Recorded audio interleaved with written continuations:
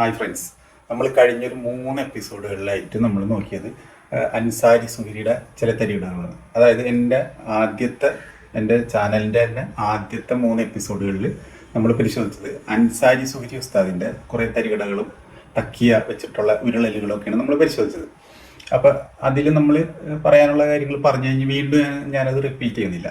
അപ്പം ഇനി നമുക്ക് പോകാനുള്ളത് നമ്മളുടെ ഇപ്പോൾ ഈ കേരള സമൂഹത്തിൽ വളരെ റിഗ്രസീവായിട്ട് ഇടപെട്ടുകൊണ്ടിരിക്കുന്ന ഒരു മത സംഘടനയായ വിസ്ഡം ഗ്ലോബൽ എന്ന മുജാഹിദ് ഗ്രൂപ്പിലെ ഒരു പ്രസ്ഥാനമായ അല്ലെങ്കിൽ ജിന്നൂരികൾ എന്നൊക്കെ അവർക്കിടയിൽ തന്നെ അറിയപ്പെടുന്ന ഒരു വിഭാഗമായ വിസ്ഡം ഗ്ലോബൽ എന്ന തീവ്ര സലഫി വിഭാഗമായ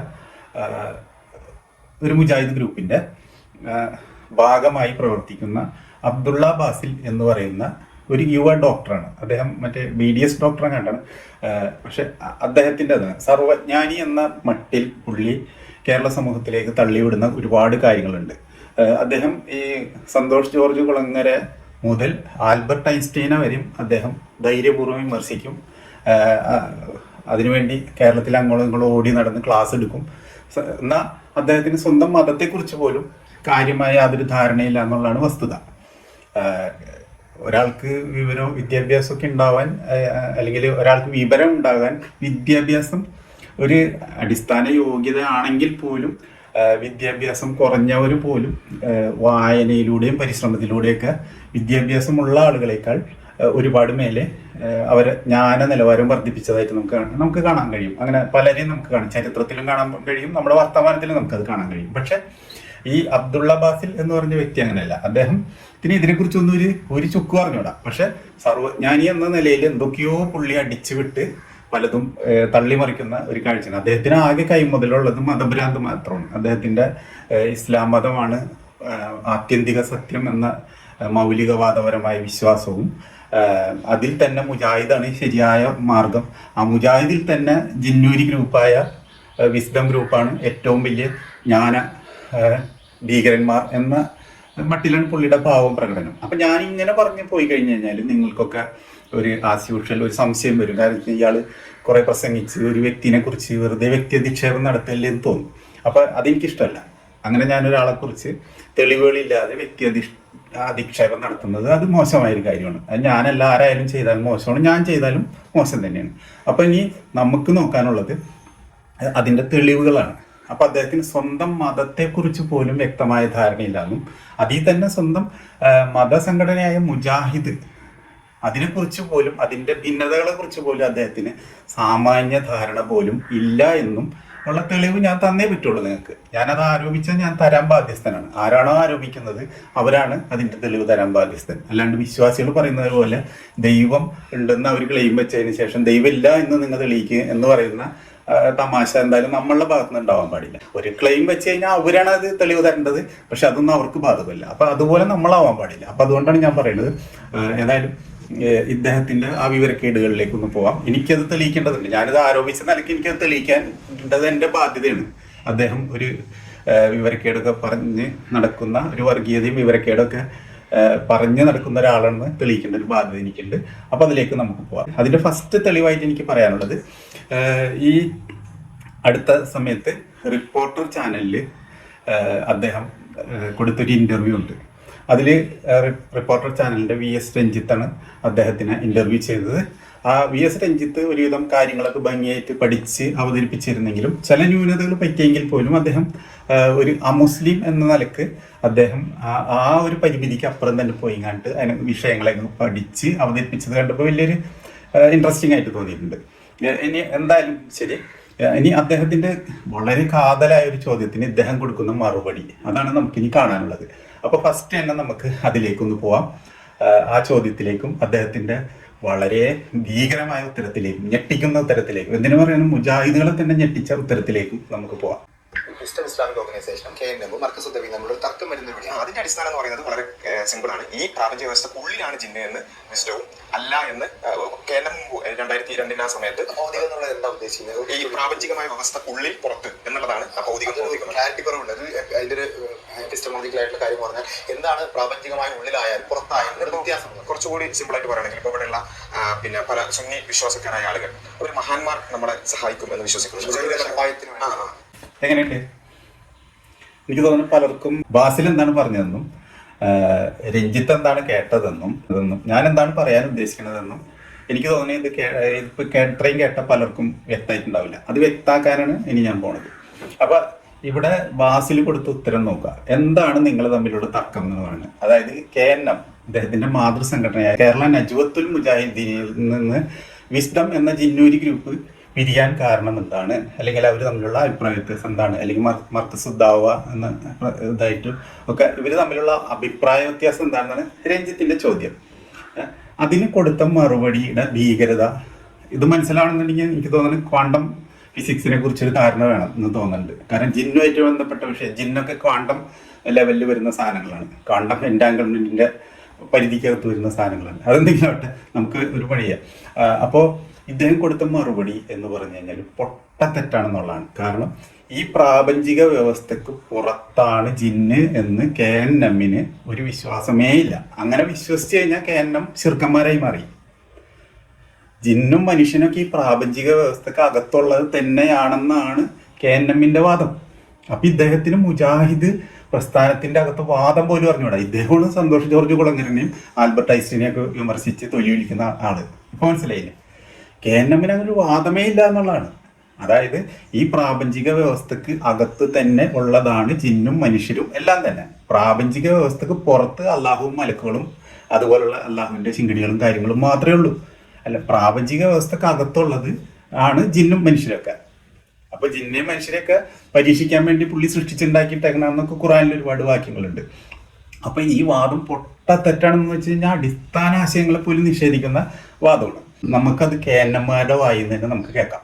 ഓക്കെ, ഇനിയിപ്പോ ഞാൻ പറഞ്ഞിട്ട് ഒരു ഇത് വേണ്ട, KNM-മാർ തന്നെ അത് പറയട്ടെ. ജിന്നുകൾ ഈ രൂപത്തിൽ മനുഷ്യനോട് ഏറ്റവും അധികം ശത്രുതയുള്ള ഒരു സൃഷ്ടി വിഭാഗമാണ്. ആ വിഭാഗവും നമ്മളും തമ്മിൽ ബന്ധപ്പെടുക എന്ന് പറഞ്ഞാൽ അള്ളാഹു സുബ്ഹാനഹു വ തആല നമുക്കത് തുറന്നു തന്ന ഒരു വഴിയല്ല, ഒരു മേഖലയല്ല. എന്നാൽ അവരില്ലേ? ഉണ്ട്. അവരെ പ്രവർത്തിക്കുന്നില്ല ഉണ്ട്. മനുഷ്യന് ഉപദ്രവം ഉണ്ടാക്കുന്നു.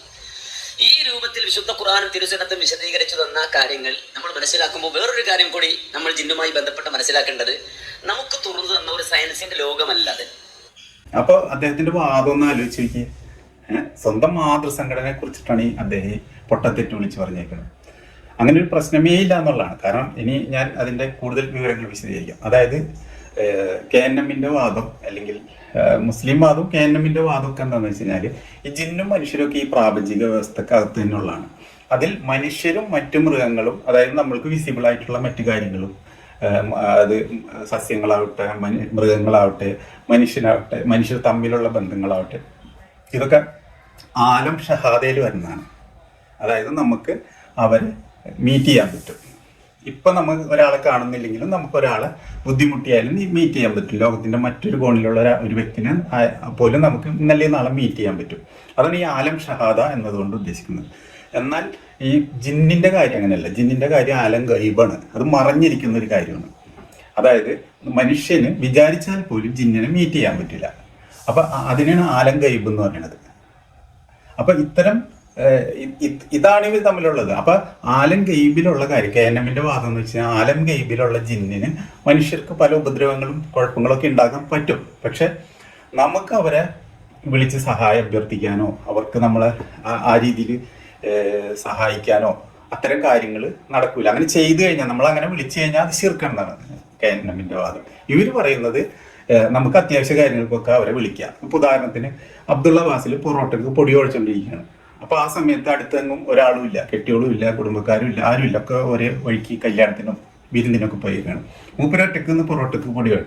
അപ്പൊ പുള്ളി ചന്തിക്ക് ഒന്ന് ചൊറിഞ്ഞ്, ഒരു കൊതുക് അടിച്ചിട്ട് ചന്തി ഒന്ന് ചൊറിഞ്ഞ്. അപ്പൊ പുള്ളിക്ക് പിന്നെ ആരും ഇല്ലല്ലോ, ഒരു രക്ഷയില്ല. ഈ മാവുള്ള കയ്യും വെച്ചിട്ട് ഇത് മാന്താൻ പറ്റില്ല.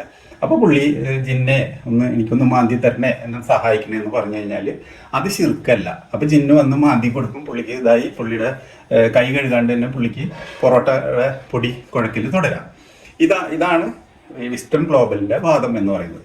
KNM പറയുന്നത് ഈ വാദം തെറ്റാണ്, ഇത് ശിർക്കാണ്, ഇങ്ങനെ ചെയ്താലും ശിർക്കാണ്. അതായത് ജിന്നിനെ പൊറോട്ടക്ക് പൊടി കുഴക്കുമ്പോഴും സഹായിക്കാൻ വേണ്ടി ജിന്നിനെ വിളിക്കാൻ പറ്റില്ല, ജിന്നിനെ വിളിച്ചാൽ അത് ശിർക്കാണ്, അത് തെറ്റായ ഒരു കാര്യമെന്നാണ് KNMന്റെ വാദം. ഇത്ര സിമ്പിളാണ് കാര്യം. പക്ഷെ പുള്ളി അതിനെ ഭയങ്കര ദുരൂഹമാക്കിയിട്ട് പ്രാപഞ്ചിക വ്യവസ്ഥക്ക് കാര്യകാരണ ബന്ധത്തിൻ്റെയൊക്കെ അകത്തേക്ക് പോയിട്ട് അതിൻ്റെ പുറത്തേക്കാക്കുക. അങ്ങനെ ജിന്നിനെ ഏതാണ്ട് അള്ളാഹുവിൻ്റെ അവസ്ഥയോളം ഉയർത്തിക്കൊണ്ടുപോവുകയാണ് ചെയ്തത്. അതും കൊടും ശിർക്കാണ്. അങ്ങനെ KNM വിശ്വസിച്ച KNM ഭയങ്കര ശിർക്ക് ചെയ്തു എന്നാണ് അതിൻ്റെ അർത്ഥം.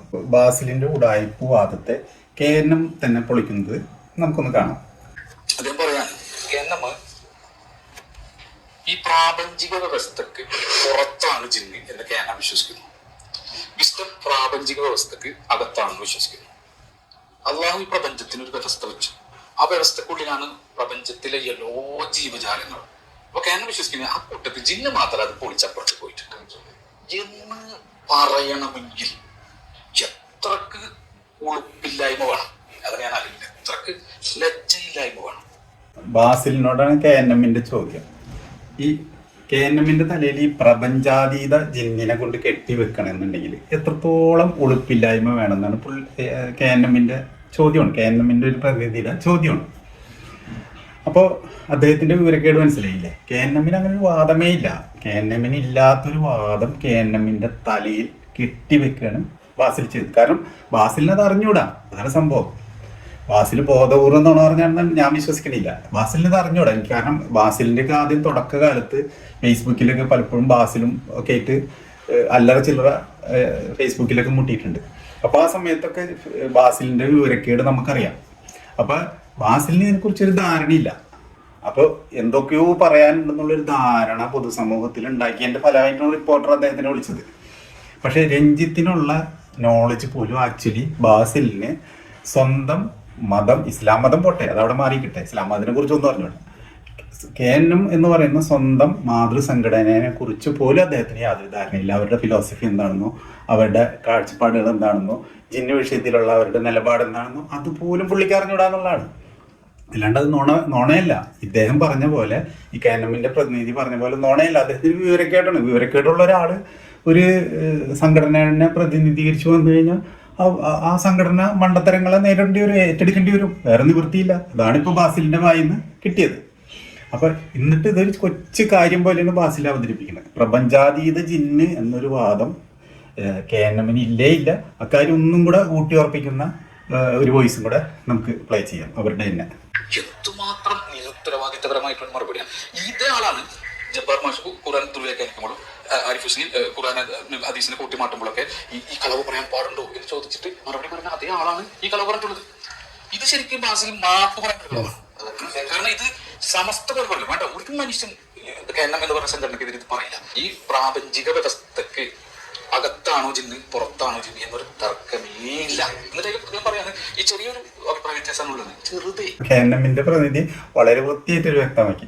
ഈ ആളെടുന്നിട്ട് യുക്തിവാദികളെ പൊളിക്കാതെ നടക്കുന്നത് ജബ്ബാർ മാഷ് കളവ് പറഞ്ഞു, മറ്റേ ആരിഫ് കളവ് പറഞ്ഞു, ലിയാഖത്ത് കളവ് പറഞ്ഞു എന്നൊക്കെ പറഞ്ഞിട്ട് യുക്തിവാദികളെ പൊളിക്കാൻ നടക്കുന്ന ആളുടെ സ്വന്തം സംഘടനയെ കുറിച്ചുള്ള ധാരണയാണ് ഇപ്പൊ ഈ കേട്ടത്. അത് റിപ്പോർട്ടർ TV എന്ന് പറഞ്ഞ് കേരളത്തിലെ ഒരു മുഖ്യധാര ചാനലിൽ വന്നിരുന്നിട്ട് പറഞ്ഞ മണ്ടത്തരമാണ് ഈ കേട്ടത്. അപ്പൊ ഇവര് ധരിച്ചു വെച്ചേക്കണെന്ന് വെച്ച് കഴിഞ്ഞാൽ KNMന്റെ പ്രതിനിധി തെറ്റിദ്ധരിച്ചു വെച്ചേക്കണം. അദ്ദേഹം ധരിച്ചു വെച്ചേക്കുന്നത് ബാസിൽ കളവ് പറഞ്ഞു എന്നാണ്. ആക്ച്വലി ബാസിൽ കളവല്ല പറഞ്ഞത്, ബാസിൽ വിവരക്കേടാണ് പറഞ്ഞത്. അദ്ദേഹത്തിന് അറിവില്ലാത്തൊരു കാര്യത്തിൽ കയറി മണ്ടത്തരം പറഞ്ഞു. അദ്ദേഹത്തിന് ഇത് എന്താണ് മനസ്സിലായിട്ടില്ല. ഈ ഭിന്നത എന്താണെന്നോ, അത് ഏത് ലെവലിലാണെന്നോ, ഈ പ്രപഞ്ചത്തിന് പുറത്തേക്ക് ജിന്ന് പോയാലുള്ള അപകടം എന്താണെന്നോ, അങ്ങനെ ഒരു വാദം KNMനുണ്ടെന്നോ ഇതൊന്നും ബാസിലിന് അറിഞ്ഞൂടാ. ബാസിൽ അങ്ങോട്ട് തള്ളിവിട്ട് അദ്ദേഹത്തിന്റെ അബദ്ധ ധാരണകൾ അങ്ങോട്ട് വന്നു കഴിഞ്ഞിട്ട് തള്ളി വിടുകയാണ് ചെയ്തത്. ഈ മുജാഹിദ് പ്രസ്ഥാനവും അതുപോലുള്ളവരും അതിന്റെ അനന്തരഫലമാണ് അനുഭവിച്ചത്. അപ്പൊ അത് സ്വാഭാവികമാണ്. അപ്പൊ ഇനി കുറച്ചും കൂടെ അത് സംബന്ധിച്ച് KNMന്റെ തന്നെ വേറെ ഒരു കക്ഷി പറയുന്നത് കുറച്ചും കൂടെ നമുക്കൊന്ന് കേട്ടിട്ട് വരാം. ഏതായാലും പരിശോധിക്കുമ്പോൾ എൻ്റെ ഒരു കുഴപ്പമെന്ന് വെച്ചാൽ സമഗ്രമായിട്ട് ആ വിഷയത്തിലേക്ക് ഒന്ന് പോകാനുള്ള ഒരു ടെൻഡൻസി എനിക്ക് ഉണ്ടാവും. അപ്പൊ ഞാനൊന്നും കൂടെ അപ്ലൈ ചെയ്യാം, ഒന്ന് ക്ലാരിഫൈ ചെയ്യണ്ട എല്ലാം. പലപ്പോഴും ഈ വിസ്റ്റം വിഭാഗത്തോട് സംസാരിക്കുന്നത് ഞങ്ങൾക്ക് ആ വാദമില്ല, അല്ലാത്തൊരു പ്രാർത്ഥിക്കാൻ പാടില്ല, ജിന്നുകളോട് സഹായം തേടാൻ പാടില്ല അതൊക്കെ ശരി, അവിടെ നിൽക്കട്ടെ. പോയിന്റിലേക്ക് വാ. പോയിന്റ് എന്താ? ഒരാൾ രാത്രിയിൽ ഇങ്ങനെ നടന്നു പോകുമ്പോൾ ശബ്ദം കേട്ട് അയാൾ വിചാരിക്കും ജിന്നായിരിക്കാം. അപ്പോൾ ശബ്ദം കേൾക്കണമെന്നില്ല, ഇവിടെ എവിടെയെങ്കിലും ജിന്നുണ്ടായിരിക്കാം എന്ന് വിചാരിച്ച ഇയാൾ ജിന്നെ എനിക്ക് വെളിച്ചം തരണേ, എന്നെ സഹായിക്കണേ എന്നിങ്ങനെ തേടിയാൽ അത് ശിർക്കല്ല. നമ്മൾ ചോദിച്ചത് ഈ വാദത്തിന് ഒരു സ്വഹീഹായ ഹദീസോ ഒരായത്തോ നിങ്ങൾ തന്നാൽ നമ്മൾ അത് സ്വീകരിക്കാം, നമുക്ക് തർക്കില്ല. ജിന്നൂരി വിഷയം ഫിനിഷ് ചെയ്യുന്നതിന് മുമ്പ് ഒരു കാര്യം നോക്കാം. ആദ്യം വ്യത്യാസം വെച്ചാൽ അത് പ്രാപഞ്ച വ്യവസ്ഥക്ക് അകത്താണോ പുറത്താണോ? അകത്താണെങ്കിൽ എന്ത് ചെയ്യും? ചിലത് ശിർക്കല്ലാതെ വരും, പുറത്താണെങ്കിൽ നിരുപാധികം ശിർക്കാവും. ഇത് മാത്രമാണ് ഈ ഒരു ചെറിയൊരു ഡെലിക്കേറ്റ്. എന്നിട്ട് അതിൽ അദ്ദേഹം പറയാണ് ഈ ചെറിയൊരു അഭിപ്രായ വ്യത്യാസമാണുള്ളത്, ചെറുതേ. അതായത് പൊറോട്ടക്ക് പൊടി കുഴക്കുമ്പോൾ ചന്തി മാന്തിക്കുന്നത് ശിർക്കല്ല. ഓക്കെ, അത്രയും മനസ്സിലാക്കിയാൽ മതി. ഇപ്പം ചന്തി മാന്തിക്കണം, അത് ശിർക്കല്ല. ബാക്കി ചില കാര്യങ്ങളൊക്കെ ശിർക്കാണ്. ഇപ്പൊ ഉദാഹരണത്തിന് പുള്ളിനോട് ഈ പാപമോചനം പോലുള്ള കാര്യങ്ങളൊക്കെ തേടുന്നതൊക്കെ ശിർക്കാണ്. ആ കാര്യത്തിൽ ശഫാഅത്ത് നടത്താനൊക്കെ പറയുന്നത് ശിർക്കാണ്. ചന്തി മാന്തിക്കുന്നതോ അതുപോലുള്ള കാറിന്റെ ടയർ കൊണ്ടുപോയി അത് പൊക്കിക്കുന്നതോ ഇതുപോലുള്ള കാര്യങ്ങളൊന്നും, അല്ലെങ്കിൽ മറ്റേ കറിക്കലം തേച്ച് കഴിക്കുന്നൊന്നും ശിർക്കല്ല. ഓക്കെ, അപ്പോൾ കാര്യം ക്ലിയർ ആയിരിക്കും. KNM ഇത് എത്രത്തോളം ഫലിപ്പിക്കാൻ പറ്റിയിട്ടുണ്ടെന്ന് അറിഞ്ഞൂടാ. എനിക്ക് ഫലിപ്പിക്കാൻ പറ്റിയിട്ടുണ്ടെന്ന് തന്നെയാണ് വിശ്വാസം. ഇപ്പോൾ KNM-മാരായിട്ടുള്ളതും വിസ്ഡംകാരായിട്ടുള്ളതും ഉള്ളവർ ഈ വീഡിയോ കാണണമെങ്കിൽ അവർക്ക് ക്ലിയർ ആവും എന്തായാലും എൻ്റെ വീഡിയോ എന്ന് എന്താണ് സംഭവം എന്നുള്ളത്. അപ്പോൾ ഇതാണ് KNM-ന്റെ വാദം. ഇത് വിസ്ഡത്തിൽ തന്നെ അറിയാവുന്ന ആളുകളുണ്ട്, പക്ഷെ അബ്ദുള്ള ബാസിലൊന്നും ഇതിനെക്കുറിച്ച് 10 പൈസയുടെ ധാരണയില്ല. വെറുതെ ചാടി ഇറങ്ങി കണ്ടിട്ട് വന്നിരുന്ന മണ്ടത്തരം പറയാണ് അബ്ദുള്ള ബാസിൽ ചെയ്യുന്നത്. അപ്പോൾ ഞാൻ തെളിയിച്ചു കഴിഞ്ഞു. ഞാൻ ജസ്റ്റ് ഒരു വ്യക്തിയധിക്ഷേപമോ ആരോപണമോ നടത്തുകയല്ല, തെളിവ് സഹിതമാണ് ഞാനിവിടെ വിശദീകരിച്ചത്. അതായത് അബ്ദുള്ള ബാസിൽ പൊറോട്ടക്ക് പൊടി കുഴക്കുമ്പോൾ അടുത്ത് ഭാര്യയോ മറ്റ് ആരും തന്നെ ഇല്ല. അപ്പം ചന്തിമ ഒരു കൊതുക് അടിച്ച് മാന്താൻ ഒരു രക്ഷയില്ല. ഇത് കൈ കഴുകിയിട്ട് മാന്തി കഴിഞ്ഞാൽ അത് പിന്നെ കുറച്ച് ടൈം അങ്ങനെ വേസ്റ്റായി പോകും. പിന്നെ ഇവിടെ ചൊറിച്ചിൽ സഹിക്കാൻ വേണം. അപ്പം അടുത്തുള്ളൊരു ജിന്നിനോട് ജിന്നെ എൻ്റെ ചന്തി മാന്തിത്ത എന്ന് പറയുന്നത് ശിർക്കാണെന്നാണ് KNM-ന്റെ വാദം. ഈ വിസ്ഡത്തിന്റെ വാദം ചന്തി മാന്തിക്കാം, അത് ശിർക്കല്ല എന്നുള്ളതാണ്. ഇതാണ് ഇവർ തമ്മിലുള്ള ക്വാണ്ടം എൻറ്റാങ്കിൾമെന്റ് തർക്കത്തിന്റെ അന്തസത്ത എന്ന് പറയുന്നത്. ഇതൊരു ക്വാണ്ടം ഫിസിക്സ് പഠിച്ചവർക്കാണ് കൃത്യമായിട്ട് മനസ്സിലാവുള്ളൂ. അല്ലാത്ത ആളുകൾ ഫിസിക്സിൽ തന്നെ ക്വാണ്ടം ഫിസിക്സ് പഠിക്കാത്ത ആൾക്കാർക്ക് ഇത് മനസ്സിലാക്കാൻ ബുദ്ധിമുട്ടായിരിക്കും. അപ്പോൾ അവർക്ക് വേണ്ടി ഞാൻ സിമ്പിളായിട്ട്, ക്വാണ്ടം ഫിസിക്സ് അറിയാത്തവർക്ക് സിമ്പിളായിട്ട് ഞാനിത് എക്സ്പ്ലെയിൻ ചെയ്ത് തന്നുള്ളൂ. അപ്പോൾ എന്നോട് അത് മനസ്സിലായ എല്ലാവരും നന്ദി പ്രകാശിപ്പിക്കണം. വരിയായി നിന്നും നന്ദി പ്രകാശിപ്പിക്കണം. 1 by 1 ആയിട്ട് നിന്നും പ്രകാശിപ്പിച്ചാൽ മതി എന്നാണ് എൻ്റെ അഭിപ്രായം. അപ്പോൾ ആ കാര്യം ഓക്കെ എന്ന് വിചാരിക്കണം. ഇനി നമുക്ക് അബ്ദുള്ള ബാസിലിൻ്റെ മറ്റ് തരികിടകളിലേക്ക്, അതേ ഇൻ്റർവ്യൂവിൽ തന്നെ അബ്ദുള്ള ബാസിലെടുത്ത കുറേ, ഇനി വരുന്നതൊക്കെ നുണയാണ് കേട്ടോ. ഇത് നുണയല്ലായിരുന്നു, ഇത് വിവരക്കേടെന്ന് ഞാൻ സ്ഥാപിച്ച്. ഇനി വരാൻ പോകുന്നത് നുണകളാണ്. ഇതുപോലുള്ള പദ്ധതികളാണ് ഈ അബ്ദുള്ള ബാസിലിൻ്റെ കയ്യിൽ മുഴുവനുള്ള ഇത്തരത്തിലുള്ള പരിപാടികളാണ്.